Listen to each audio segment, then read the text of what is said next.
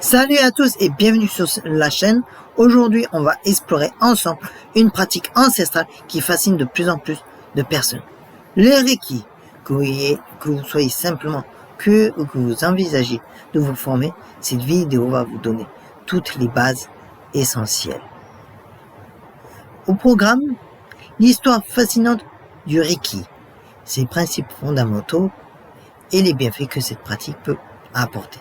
Alors, installez-vous confortablement et c'est parti! Le Reiki trouve ses origines au Japon, au début du XXe siècle, grâce à un homme exceptionnel, Mikao Usui. Né en 1865, Usui était un moine bouddhiste et un chercheur spirituel passionné. L'histoire raconte qu'en 1922, lors d'une retraite spirituelle de 21 jours sur le mont Kurama, près de Kyoto, Usui a vécu une expérience mystique qui a changé sa vie. Il aurait reçu une révélation sur une méthode de guérison par imposition des mains. Le développement de la méthode, après cette révélation, Usui a développé ce qu'il a appelé le Usui Reiki Ryo, littéralement la méthode de guérison Reiki d'Usui. Il a ouvert sa première clinique à Tokyo en 1922 et a commencé à enseigner sa méthode. Après la mort d'Usui en 1926, son disciple Chujiro Hayashi a continué à développer la pratique. Mais c'est grâce à Hawayo Takata, une américaine d'origine japonaise, que le Reiki s'est répandu en Occident dans les années 1970. Maintenant que nous connaissons ses origines, découvrons ensemble les principes qui font cette pratique millénaire. Le Reiki vient de deux termes japonais. Rei qui signifie énergie spirituelle ou universelle. C'est plutôt énergie universelle ou spirituelle plutôt, j'ai inversé. Et qui désigne l'énergie vitale qui circule en nous. Le Reiki est donc une méthode de canalisation de l'énergie universelle à des fins de bien-être et d'harmonisation. Au cœur de la pratique se trouvent 5 principes appelés les Gokai, que Mikao Usui considérait comme essentiels.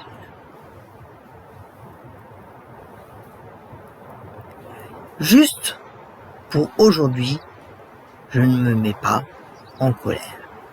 Juste pour aujourd'hui, je ne me fais pas de soucis.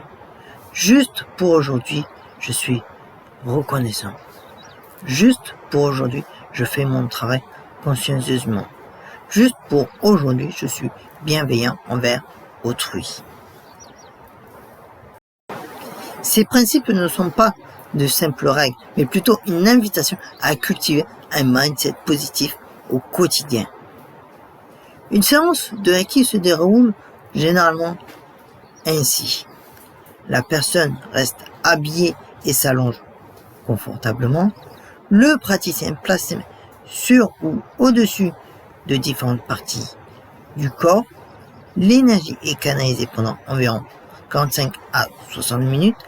L'atmosphère est calme, souvent accompagnée de musique douce. Il n'y a aucune manipulation physique, juste un transfert d'énergie bienveillant.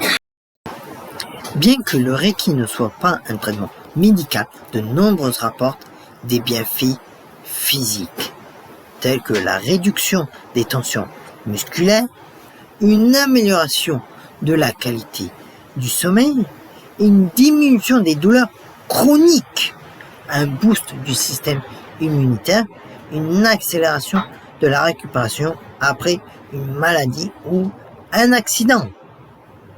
Sur le plan émotionnel, c'est que aussi le Reiki montre ses effets les plus remarquables, qui sont tels que la réduction significative du stress et de l'anxiété, une meilleure gestion des émotions, un sentiment de paix intérieure, une amélioration de la confiance en soi, une libération des blocages émotionnels aussi. Sur le plan spirituel aussi, pour beaucoup, le Reiki devient un véritable chemin de développement personnel.